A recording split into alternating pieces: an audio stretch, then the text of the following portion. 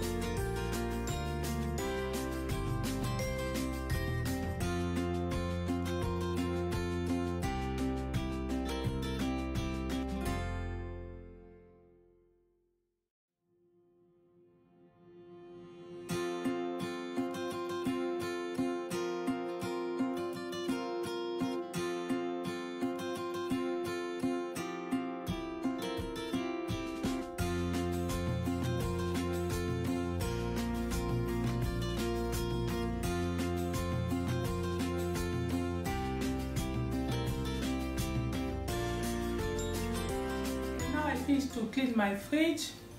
I clean my fridge with inside the fridge. I clean with warm water with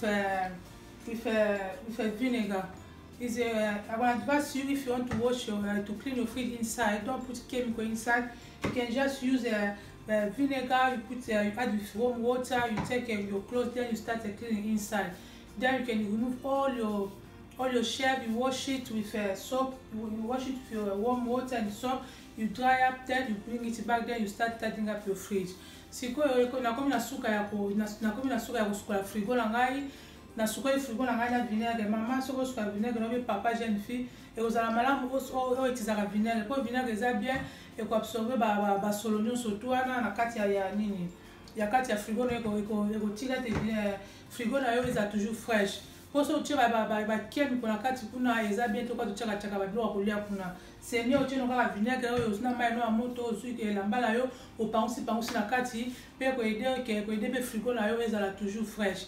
Na moi soko c'est on na partager na bino soko c'est pe la vidéo na ngai, liker vidéo na ngai, commenter la vidéo na ngai, share vidéo na ngai par camarade, famille na yo, et msusu pas aux motivation ya koyeba na ko sukula frigo na msumba mingi asuku ko eleka asuku frigo na ete et vous allez pas mboli. Pesa on s'abonner la chaîne na ngai, s'abonner la chaîne na Mimi les Kaka TV, pesa ko s'abonner ko bosa tena ko fina clock la notification, c'est vraiment important bandeko, bole kana vous vraiment important.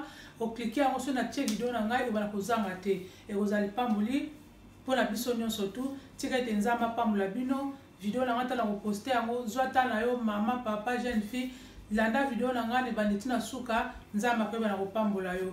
Today is the end of my video. If you like how I clean my fridge, don't forget to like, don't forget to subscribe. When you subscribe, don't forget to turn on notification bell. If you turn notification bell, when I upload, you're gonna be the first person to watch my video.